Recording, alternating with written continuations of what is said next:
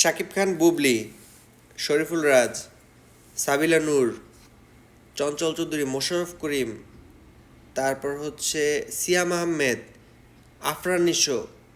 এই ঈদে মানে এমন ভয়ানক লেভেলের টক্কর হইতে যাইতেছে ভাই। আপনি অ্যাক্টর অ্যাক্ট্রেসগুলোর মানে মেইন লিডগুলো শুনছেন? মেইন লিডগুলো শুনলেই তো হচ্ছে মাথা খারাপ হয়ে যায়। বর্তমান সময় সবচেয়ে সেরারা হচ্ছে এবার আসতেছে। আরেকজন সেরা আছে অপু বিশ্বাস, তিনি আসবে না, তিনি পালাইছে। তো এদের যে মুভিগুলো আসতেছে, মনে মনে করেন ধরেন ফার্স্ট পজিশন সেকেন্ড পজিশন নিয়ে হচ্ছে কম্পিটিশন হবে। এরপর এগুলো অনেক হারিয়ে যাবে 3 দিন পরে। তো আরও অনেক ছবি ছিল, 10-15টা ছবি আসার কথা ছিল, বাট হচ্ছে আসবে হয়তো বা 5-6টা সর্বোচ্চ, আমি যেটা বুঝতেছি। কারণ শাকিব খানের মুভি আসার পরে হচ্ছে কারো মুভি আসলে হল পাবে না, আসবে কোথায়? তো প্রিন্সের এখনও শুটিং চলতেছে, প্রিন্স এখন শিওর না যে হচ্ছে কবে শেষ হবে, বাট মুভি আসবে এটা শিওর। কারণ হচ্ছে প্রিন্সের শুটিংয়ের সাথে সাথে হচ্ছে আপনার এডিটিং চলছে, এবং 3-4 দিনের কাজ হয়তো বা বাকি আছে, এবং এটা চলতেছে, কয়েকদিনের ভিতরে শেষ হয়ে যাবে এবং তারা ফুল কমপ্লিট করবে। ঈদের যদি একদিন আগেও সেন্সর হয় সেই মুভি, প্রচারণা হোক বা না হোক, প্রিন্স টিম কিন্তু শাকিব খানের জোরে এটাকে রিলিজ করে দিবে। ঠিক আছে, শাকিব খান হইলে যে কোনো মানুষের একটা ভরসা থাকে মুভি রিলিজ করার জন্য। ঠিক আছে, তো প্রিন্সের শুটিং চলতে থাকলে এখনও না হইলেও রিলিজ মানে শুটিং শেষ, প্রিন্স কিন্তু রিলিজ হবে। তো প্রিন্স মাত্র হচ্ছে তার ফার্স্ট একটা লুক প্রকাশ করছিল শাকিব খানের, এখন একটা বিলেনের লুক প্রকাশ করছে তার একটা পোস্টার দিয়ে। আসলে ভিলেনের লুকটা অতটা ম্যাটার করে না, শাকিব খান যদি ভালো পারফরমেন্স করে এবং শাকিব খানের মুভিতে যদি একটা ভালো বাজেট থাকে, একটা ভালো গল্প থাকে, ভিলেন আপনি যাকে আনেন, নায়িকা যাকে আনেন, এগুলো ম্যাটার করে না, এগুলো মানুষ মনে রাখে না। শাকিব খানের পিছনের মুভিতে কে কোন ভিলেন ছিল, কীভাবে ভালো অ্যাক্টিং করছে না, এগুলো কেউ মনে রাখে না ভাই। শাকিব খানের পারফরমেন্সটাই সবাই মনে থাকে, শাকিব খানের পারফরমেন্সটাই হিট হওয়ার জন্য মেইন। তো প্রিন্স এক নম্বরে থাকবে শাকিব খানের পারফরমেন্স আর শাকিব খানের নামের জন্য, প্রিন্সকে বাদ দিয়ে রাখেন, পরে আছে কারা দেখি। সেকেন্ড পজিশন ভাই খুব ভাইটাল, গত ঈদে সেকেন্ড পজিশন ছিল জংলির সিয়াম আহমেদের, এবারও কিন্তু সেম কাজটাই হবে ভাই, রাক্ষস দিয়া। ভাই রাক্ষসের ডিরেক্টর বরবাদের কি যেন ওনার নাম, মেহেদী হাসান হৃদয়। হৃদয় ভাই কিন্তু ভাই সেই জিনিস।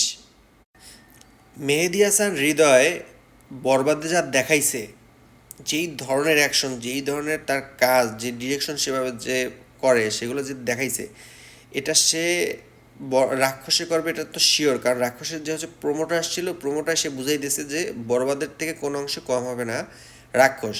এখানে একটাই কমতি থাকবে, সেটা হচ্ছে শাকিব খান নাই, আছে সিয়াম আহমেদ। কিন্তু সিয়াম আহমেদকে তো ফেলাই দেওয়া যাবে না। সিয়াম আহমেদের বর্তমান যে অ্যাক্টিং, আর বর্তমানে যে তার কি বলে তার লুক বা হচ্ছে তার অ্যাটিটিউড, ভাই বাংলা মুভির জন্য একদম পারফেক্ট। ঠিক আছে, শাকিব খানের পরে যদি বাংলা ইন্ডাস্ট্রি কেউ রাজ করে, শাকিব খান বাদ দিয়ে দেওয়ার পরে, সেটা সিয়াম আহমেদ ধরে রাখেন। ওর অ্যাক্টিং, ওর অ্যাটিটিউড, ওর লুক, সব ভাই ভালো, খুব সুন্দর ভাই। সিয়াম আহমেদ আমার ভালো লাগতেছে ইদানিং, সিয়াম আহমেদ জোস কাজ করতেছে, কথাবার্তা শিক্ষিত, ডান্স পারে, সব পারে। তো রাক্ষস আসতেছে এটা শিওর। এটা একটা ভালো কম্পিটিশন হবে শাকিব খানের সাথে। যদিও শাকিব খানের কম্পিটিশন হয় না, তারপরও আর কি বলার জন্য তো কম্পিটিশন একজন থাকবেই। তৃতীয়, শরীফুল রাজের বড়লতা এক্সপ্রেস হওয়ার কথা, বা প্রেশার কুকার হওয়ার কথা। এখন বনলতা এক্সপ্রেস একটা ব্যাড সাইড হচ্ছে, এটা হচ্ছে একটা উপন্যাস থেকে নিয়েছে হুমায়ুন আহমেদের, এবং হুমায়ুন আহমেদের উপন্যাস পড়ে নাই এরকম খুব কম মানুষ আছে। কিছুক্ষণ উপন্যাসটা আমি পড়ছি এবং আমি জানি গল্পটা কি। ঠিক আছে, ওই গল্প অনেক আগের গল্প। এই ট্রেনের কাহিনী বা বিভিন্ন কাহিনীর সাথে এই জার্নি কাহিনীতে এই যে উপন্যাসের অনেক অংশ অনেক মুভিতে নেওয়া হয়ে গেছে। অনেক জায়গা থেকে আপনি, আপনার মনে হবে যেটা আপনি আইডিয়া করতে পারবেন অনেক কিছু। এবং যারা এই গল্পটা পড়ছে তারা তো জানেই যে কাহিনী কী হবে। এন্ডিংটা তোটা খুব একটা সুবিধার না। ঠিক আছে, উপন্যাস অন্তত সুবিধার না, গল্পে যদি হচ্ছে পরিচালক প্রযোজক কিছু টুইস্ট আনে সেটা আলাদা জিনিস। কিন্তু এটার একটা পজিটিভ দিক হচ্ছে এখানে ভাই, নিচে কারে কারে আপনি দেখেন, মোশাররফ করিম, চঞ্চল চৌধুরী, সাবিলা নূর, শরীফুল রাজ, মোমো, তারপর হচ্ছে বাঁধন। আপনার এত হাই লেভেলের মানে অ্যাক্টর অ্যাক্ট্রেস নিয়েছে, আপনি মুভিতে গল্প না থাকলে আপনি তাদের অভিনয় দেখার জন্য হলে যাবেন। সত্যি কথা বলতে এদের অভিনয়, আমি চঞ্চল চৌধুরী, মোশাররফ করিম এক মুভি থাকলে আমার অভিনয় দেখতেই হচ্ছে মানে আমি হলে যেতে চাই। সত্যি কথা এটা। তার সাথে শরীফুল রাজার যদি হচ্ছে আপনার কী বলে সাবিলা থাকে, বাট আমি কিছুক্ষণ গল্পটা কিছুক্ষণের গল্পটা জানি, সো বর্ণলতা এক্সপ্রেসের গল্প আমি জানি, এই জন্য আমার একটা ইন্টারেস্ট কম। সেদিক থেকে এক্সপেকটেশনটা একটু কম যে হচ্ছে এটা অত বেশি আগাইতে পারবে না, কারণ অনেকেই জানে গল্প। ঠিক আছে, সেকেন্ডলি, প্রেশার কুকারের কথা বলি ভাই। প্রেশার কুকার গতকাল একটা ফার্স্ট হুইসেলস আসছে, টিজারই বলি আমি এটাকে। এই টিজারটা এমন প্রেশারাইজ টিজার ছিল ভাই, আপনার মাথাকে হ্যাং করে দিবে। সত্যি কথা বলতে ডিফারেন্ট গল্প যেটা, এবং ডিফারেন্ট চিন্তাধারা এই গল্পটা ছিল, এটা তার কালকে টিজার দেখে বোঝা গেছে। রায়হান রাফির মতো পরিচালক যদি এতগুলো ভালো ভালো অ্যাক্ট্রেস দিয়ে এরকম একটা ডিফারেন্ট গল্প করে, সেটা মার্কেটে ফেল করা ডিফিকাল্ট ভাই। এটা প্রেশার কুকার ভাই অন্য মুভিকে ছাড়াই যাবে, সব মুভিগুলোকে ছাড়াই যেতে পারে, এরকম ক্যাপাবিলিটি প্রেশার কুকারে আছে। প্রেশার কুকারে নাজিফা তুষি, শবনম বুবলি একসাথে আছে ভাই, দুইজনই তুখোর অভিনেত্রী, তুখোর ভাই। বর্তমান সময় ভালো অ্যাক্টিং দেখতে হলে এদেরকে দেখতে হবে আপনার। সাথে ফজলুর রহমান বাবু ভাই, বাবু ভাইয়ের অ্যাক্টিং দেখে আমি টিজারে এইটুকু সময়ে আমি হয়ে গেছি ভাই। কি এক্সপ্রেশন আর কি ডেঞ্জারাস এক্সপ্রেশন দিতেছিল উনি। আজিজুল হাকিমরে আপনি ডিফারেন্ট আজিজুল হাকিমরে দেখতে পারবেন। সেলিম ভাই অল্প একটু সময় মনে হয় আসছিল। মানে এই মুভিটার ভিতরেও অনেকগুলা ক্যারেক্টার আছে, ভালো ভালো অ্যাক্টর অ্যাক্ট্রেস আছে, ঠিক আছে। কিন্তু সবথেকে বড় যেটা আছে সেটা হচ্ছে পরিচালক রায়হান রাফি। রায়হান রাফি ভাই যেই সেই গল্প চুজ করে না, প্লাস হচ্ছে তার স্টোরি টেলিং ভাই আপনাকে মুগ্ধ করবি। আরও যদি হয় সেটা নারী কেন্দ্রিক, যেটা হচ্ছে ডিফারেন্ট গল্প। এইটা নিয়ে ভাই কঠিন এক্সপেকটেশন আছে ভাই।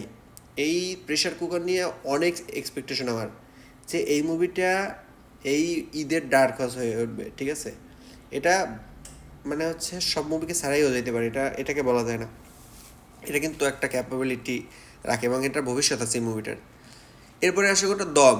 ভাই দম নিয়ে কোনো কথা বলতে চাই না, কারণ দমের কিছুই প্রকাশ হয় না। একটা পিকচার পোস্ট হয়েছে আফরান নিশোর, এটা আমার কাছে থার্ড ক্লাস লাগছে। মাথার পিছনে একটা উল্টা লোকজন হাঁটতেছে, এটা একটা উল্টো পিকচার দিয়ে রাখছে মাথার পিছনে। আপনার দেখতে হলে মোবাইলটা ঘুরাই দেখতে হবে, যেটা আপনি দেখতে চাবেন না।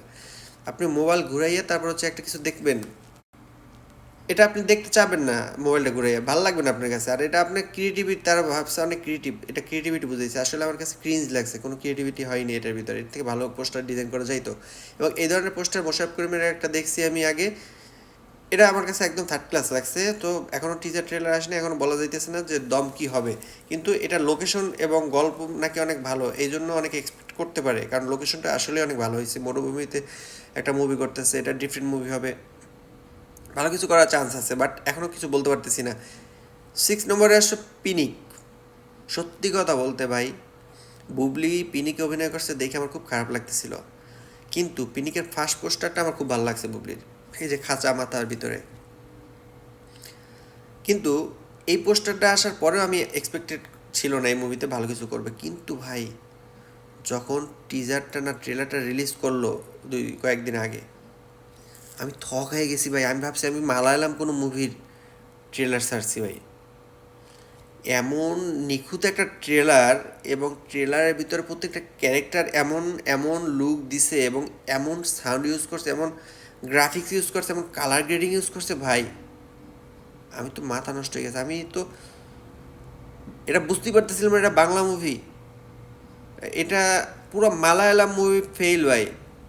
এরকম মুভি বাংলাদেশে যদি এটা গল্প, সত্যি কথা বলতে এটা একটা গল্প ভালো হয়, এই মুভিটা মানুষের আগ্রহের কেন্দ্রবিন্দু হবে ভাই। এটা একটা দারুণ মুভি, মানে টিজারটা ভাই দারুণ ছিল ভাই। আপনি দেখেন এতগুলো ক্যারেক্টার এত ভালো ভালো টিজারে অভিনয় করছে, কিন্তু বুবলি একটা ক্যারেক্টারে একটা হাসিতে পুরো টিজারটা তার দিকে নিয়ে নিছে। বুবলির অ্যাক্টিং ভাই এত নিখুঁত হইতেছে দিনকে দিন, মানে বুবলিকে বিট করা কমার্শিয়াল মুভিতে খুব টাফ এখন বর্তমান সময়ে। তো পিনিক নিয়ে যত এক্সপেকটেশন না ছিল তার থেকে শত গুণ বলবো আমি যে বেশি, মানে আমাদের এখন এক্সপেকটেশন জাগাইছে। যে কোনো মানুষ বলবে ভাই, যে বুবলিকে হেট করে সেও যদি এই টিজার দেখে, সেও এটা নিয়ে এক্সপেক্ট করবে ভালো কিছু। সর্বোপরি এটাই বলতে পারি, এইবারে কিন্তু ঈদটা অনেক বেশি জমজমাট হবে ভাই। মুভিগুলো সবগুলো ভালো মুভি, ঠিক আছে। তো দেখা যাক এর ভিতরে কেউ আর কিছু হটে কিনা। অপবিশ্বাসের মতো, অপবিশ্বাস তো অলরেডি পালাইছে।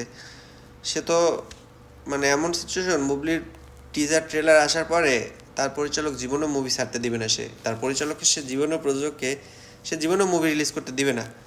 কারণ একদিকে শাকিব খান, এদিকে হচ্ছে বুবলি এত ভালো ভালো মুভি নিয়ে আসতেছে, সেখানে দুর্বার ফুরবার মুভি নিয়ে যদি অপবিশ্বাস আসে, মানুষ মনে করেন যে গতবার লাল শাহী নিয়ে এসেছিল, মনে করেন যে গ্রস কালেকশন 50,000 টাকা করছে কিনা সন্দেহ আছে। এবার তো মনে করেন যে 5,000 টাকাও পাইতো না। তখন বুবলি ফ্যানরা অবিশ্বাসকে ট্রল করতো। সেই দিক থেকে বলবো যে অবিশ্বাস মুভিটা রিলিজ না দিয়ে ভালো করছে, এবং তার প্রযোজকরা তার কথা শুনছে, এটাও ভালো করছে। পরবর্তীতে একটা সময় রিলিজ টিলিজ দিয়ে কিছু লোকজন নিয়ে যায় ছবি টবি দেখে 2-4টা পোস্ট দিতে পারবে হল, মানে হাউসফুল। বাট এখন তো হলও পাবে না, হাউসফুল পোস্ট দিবে কেমনে? তো অবিশ্বাস পিছু পিছু হচ্ছে, এটা সত্যি। তো বাকি মুভিগুলা অনেক ভালো ভালো মুভি হওয়ার কথা। এখন দেখা যাক কারা গল্পে কার কত দম আছে, সেটার উপর ডিপেন্ড করবে কে কত দূর যাবে। তবে এক্সপেক্টেড প্রিন্সের পরে প্রেশার কুকার অথবা রাক্ষস, এই দুইটা মুভি নিয়ে খুব এক্সপেকটেশন। বর্ণলতা এক্সপ্রেসটার কাস্টিংটা অনেক ভালো, বাট পরিচালকও ভালো ভাই, কিন্তু গল্পটা জানা, গল্পটা আমার কাছে অত ইন্টারেস্টিং লাগে নাই। দেখা যাক কারা কত দূর যেতে পারে।